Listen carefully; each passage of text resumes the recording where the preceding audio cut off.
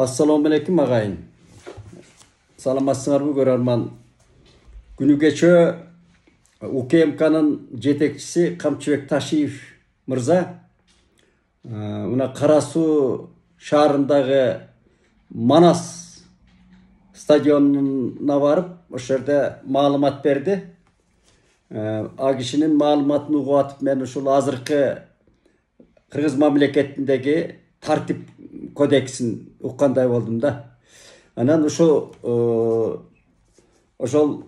сөздөн кийин мен азыр бир оюма кыргыз кантип сакталып келди деген дайыма бизге ушундай ойлор келет, табышмак суроолор келет да. Кыргыз ушул замандан байыркел кымбуз замандардан бери кандай сакталып келди, эл мамлекет катары дегенде. Анан мен Айкөл Манас оюндары деген китеп жаздым эле баягы жылдары мамлекеттин мына спорт комитетинин буйртмасы менен. Ошондо 1855 жылы көл башында төрөлүп, анан өзү арабча окуп билимдүү болгон 1855 жылда көл башында төрөлгөндө болду. Анан ошол биринчи мына мүмкүн Осмоналы Сыдык уулунан да мурда жазса керек а киши. Байболот Талып Молдо Байболот уулу деген абабыз өткөн экен. Ошо кишинин кол жазмасын мен мына китепке кийиргем. Ошону азыр окуп берейинчи. Бул ушул көчмөн доордагы кыргыз элинин сакталып калышы деген табышмак суроого жооп да бул өзү. Эми бул артыкчылыгы ошо өзү жазып кеткен ушул киши. Эми өзүм ичинде чоңоюп, өсүп, угуп, өскөсүм менен көрүп жүргөн элдин илгертен келаткан салт сана, кылык жоргунан асыраак айтайын.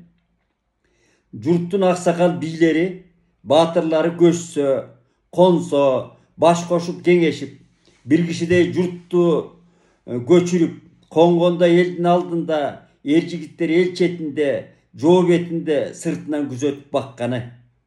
Калк ичинде бир косулук доо, жаңжалы же чоң иш болсо да астына келгенге бой көтөрбөй, өз баласы болсо да тартпай, адилеттик менен бүтүргөнү. Иши түшкөн кишиден зордук же үмүт кылып бир нерсе албаганы. Эл бийлеген чоң кишилерден кокустан бечаранын үйүнө конуп калса, мал сойдурбай, үйесинин ичип жегенинен тамактанып кеткени. Кийген ичиги өз букарасына окшоштугу, букараларынын ыкласынын актыгы. Ал убактагы элдин бай жардысы, кар жашынын баарысынын барга жокко канагат кылуусу. Бир кишинин буйругунда ынтымактуулугу. Көчсө, консо, өргүсө, урган таштай жалпы журт бүт козголуп, кишинин чычка кулагында таштабай чогуу алып жүргөнү. Жоо жери же бөрү болобу деп күн түн курал жабдыгынан ажырабай даяр турушу.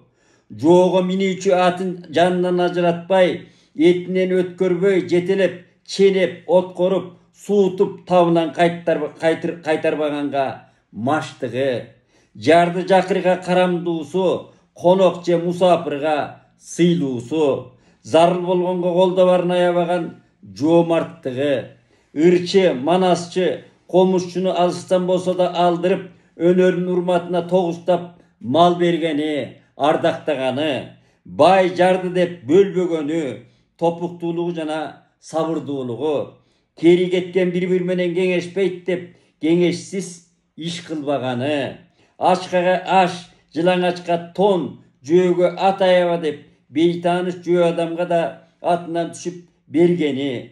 Жоого өлгөнчө кайраттуу эрдиги.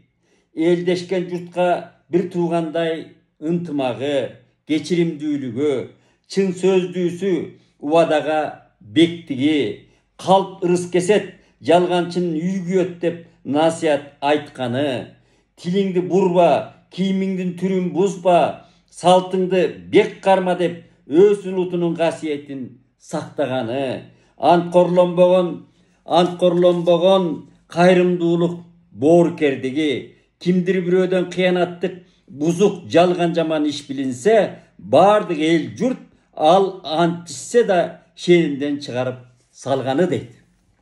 Мына ошол көчмөн доордун кодексин жазып кеткен кайран Алдаш абабыз, Алдаш Молдо. Анан күнү кече ошол Камчыбек мырзанын сөзүн угуп отуруп, баягы 30 жыл өчүп жанган үмүттөр кайрадан бир үмүт байлайсың да. Өчүп жанып келген кыял үмүттөр. Эмне деди ал киши? Мына Кара Суу стадионудагы эме президент айткандай эшек жайлоого айланып калыптыр.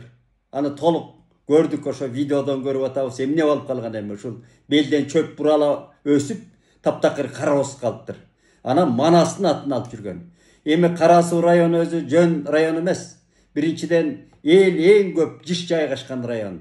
1,5 миллионго чаап кеттир эли мына. Эми жашоочулары дейли. Андан дагы чек арадагы район. Чек арадагы районда эң ошол мына коңшубуз, бир боор коңшубуз Өзбекстан менен чектешкен ошол Дарбаза. Дарбаза ошол жерде турат.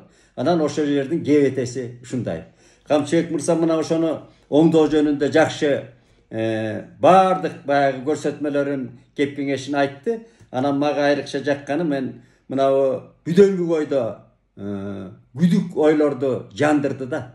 Маселен мына Матраимовдор, Матраимовдор жөнүндө эл арасында угуп, анан күдүктөнүп жүргөн ойлор ачыкка чыкты. Маселен 4 бир тууган дейби, 5 бир тууганбы Бакудан кармап келгени, алар 2 миллиард акча төккөнү буга чейин. Анан жөн жүр, эми ушу менен тыш жүргүлө десе ага болбой, жана криминалдар менен аралашып, Көлбаев менен аралашып, ал аралашып эле ким болбой, албетте криминал ошол жанагы байлардан, ишкерлерден акча сайт өзү, мындай айтканда, көркөм айтканда. Өндүрөт. Мына ошолорго кошулуп, бүт Камчыбек мырза ачык айтты ошону. Эл алдында мен эмне интернетте мына чыгып атат кайра-кайра. Мен кайра-кайра уктум. Мына ушундай. Биз ушундай акыбалга келгенбиз, мамлекет. Буга чейин мынчалык ачыкталган эмес булар. Ачыкталса дагы, ачыкталчу эми Акаевдин убагында ой 7-кабатка жетип кетти, Манастын арбак урсун деп а киши ыйламакчы болгон. Бирок арбак урбайт экен да. Кудай да урбайт экен. Мыйзам гана урат да бир. Мына Камчыбек Таши ошону айтты. Мыйзамдын чегинде баарын ордуна коебуз, баарын жазалап атабыз, жазалап атканын көрүп атабыз. Анан Матраимовдордун эмне иш кылганын азыр 200 миллион доллар мойнунда илинди деп атат. Эми ушунун баары ачык айкын. Ошолордон кустурулган акчалар, өндүрүлгөн акчалардын баардыгы мына стадиондорго, мына мектептерге, бала бакчаларга салынып атат деп баардын ордуна койду да. Баягы бир туман тарап асман ачылгандай иш болду мен үчүн. Ошо күдүк ойлор жазылды. Анан ал убактылуу эле анан сүйлөшүп алган тигибу деп айтып жүрдү эле. Мына Матраимовдор жөнүндө бул чоң бирден бир мына 21-чи кылымдагы кыргыз мамлекетиндеги чоң клан, чоң жанагыдай каралардын да бети ачылып атат. Көрдүңүзбү? Анан ошон үчүн мына орто звеного абдан эскертүүлөр берилди. Мындай алам дегендер, тигиндей мындар абдан мындай наркы менен да айтты ошолорго, мыйзам чегинде да айтты. Мага булар абдан майдай жакты мындай. Мына эми ушундай ачык айтуу менен дагы ошол толукталуу ушул поезд кете бериш керек да алдында көздөй. Кылчактабай. Мына ошондон бардык иштер ордуна келет. Мына биздин келечегибиз өзү. Мына ушул маселелерден азыр ушул текши, мына жанагы базарлар жөнүндө да сөз болуп атпайбы? Мына Беш Сары базарынын кожоюну кармалып атат. Эми ошол Кара Суу базарынын да ачыкташ керек. Чоң калың базарлар жатат. Башка Дордой, тетиги. Биз базар жалпы Кыргызстан өзү көп жыл бою базардык деңгээлде жүрүп калдык да. Базар деген башаламан деген сөз. Базардын иши башаламан. Илгери ата-бабабыз Кызыл Булак деген базар комдорду, базарчыларды. Андан ашпайт эле өзү. Ал өндүрүш жок а жерде. Алып сатарлык менен күн көрөт. Базардын иши ошол. Ошон үчүн ал алык салык жашырылат а жерде, сөзсүз түрдө. А жерде ууру кески болот. Ал жерде баягы жалпы дүгүнөн базар деп койгон ичинде быкпырдай кайнап жаткан кылмыштуулуктар болот.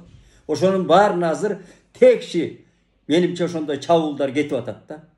Анан эми мына кечээ баягы айтылып атты эле. Азыр 20-сында бусула баштайт дейт. Эми жакындаган сайын депутаттардын өздөрү тынчсызданып атат. Мына эл депутаттары деп коелу. Алар дагы ушул мына Ататүрк паркындагы Сейил багындагы үйлөрдүн бусул башына.